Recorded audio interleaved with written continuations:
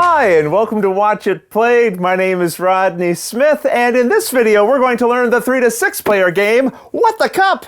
Designed by Casey Sershin and published by The Op, who helped sponsor this video. In this game, you'll be secretly guarding the value shown on a die hidden under a cup. And by the end of the round, you'll want to have either the highest value or maybe the lowest. And you'll probably change your mind about that a few times as you bluff, swap dice, and try to end up with the most points. So join me at the table and let's learn how to play. To set up, find the cards with this back and set aside the one that says Game Over on its front. Shuffle the remaining cards and then deal 4 of them face down. When you're done, add the Game Over card to them and then give this small pack of 5 cards a shuffle. Then stack the rest of the shuffled cards on top. You'll place this deck in the center of the play area with this high-low token set with its high side face up. Each player now collects a cup and 12-sided die. The cup has a base and a lid. In this video, we'll assume that we have 4 players and return the rest of the cups and dice back to the box. Now evenly divide these 60 chips among the players. In our 4-player game, that means that each player will get 15 chips. And that's the setup. In What the Cup, you'll have a secret value on the die that will be inside your cup. And as turns are taken, that value may change, along with the side showing on this high-low token.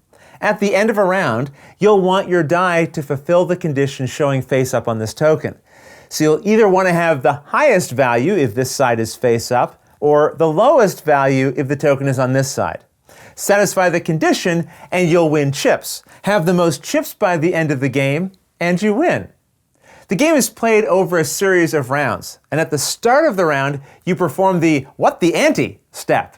Here, each player adds a single chip to the center of the play area to form what is known as the pot. These are the chips that the winner of the round will gain. Next, we have the What the Shake step. Here, each player puts their die into their base, closes the lid on it, and then gives it a good shake. You'll want your die to drop into the carved out space for it inside the cup. And to do this, I find giving it a little side-to-side motion does the trick if it doesn't fall in there automatically. Now you secretly open your cup and take a peek at the value showing on the top. You can always look at the value of your own die, but keep it a secret from the other players. It's now time for the What the Flip step. Here, players take turns, starting with the one who initially shuffled the cards during the setup and going clockwise around and around the table. And on your turn, you'll flip the top card of the deck face up. You then either follow the instructions on the card, which are printed the same on both sides, or ignore the card and flip the high-low token instead. Either way, whether you resolve the card or instead flip the token, you now place the revealed card into a shared face-up discard pile, and then your turn is over. So let's go through a few of the cards and see their effects. With this effect, you simply pick any player at the table and secretly examine the die in their cup.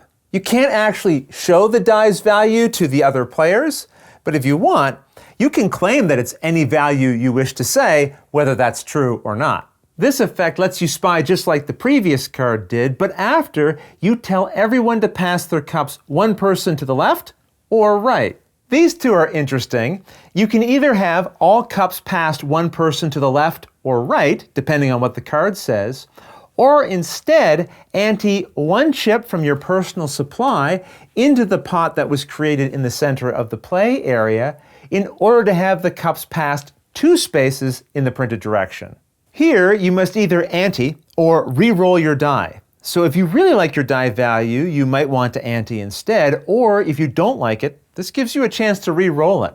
This effect gives you even more control. You can either secretly go into your cup and change your die to any value from 4 to 9, or if you're willing to ante, you can instead change your die to any value. Use this swap effect to switch the cups of any 2 people at the table, and you can include yourself in the swap if you'd like. If you think a player at the table is looking a little too confident, you could use this effect to force them to re-roll their die.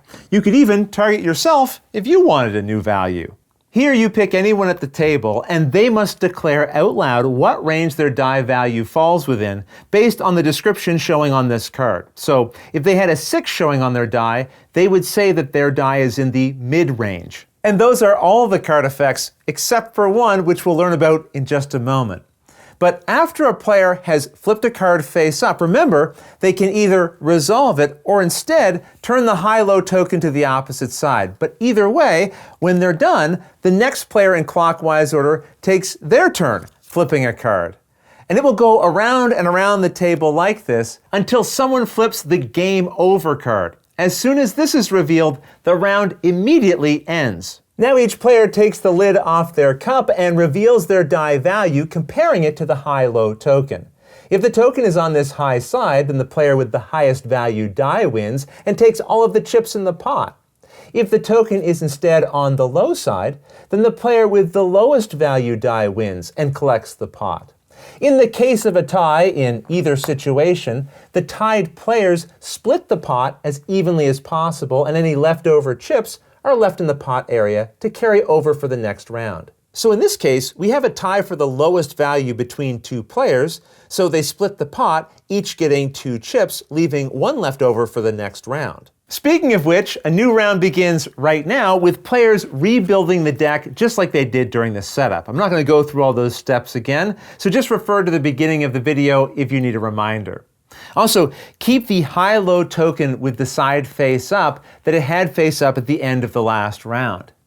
Now the round truly begins with players once again anteing a single chip from their personal supply into the pot. Then each player shakes and takes a peek at their new die value, and then players will take turns revealing and resolving cards. But in the second and all future rounds, the player who won the previous round does the first card flip of the current round. If there had been a tie for the last round's winner, the player with the most chips flips a card first. If there's still a tie, just pick one of those tied players randomly. Rounds will continue like this until any player at the table runs out of chips in front of themselves. At that moment, the game immediately stops. You don't even finish the round. Instead, at this point, the player who currently has the most chips wins. If there's a tie, the tied players share the victory. And that's how you play What the Cup!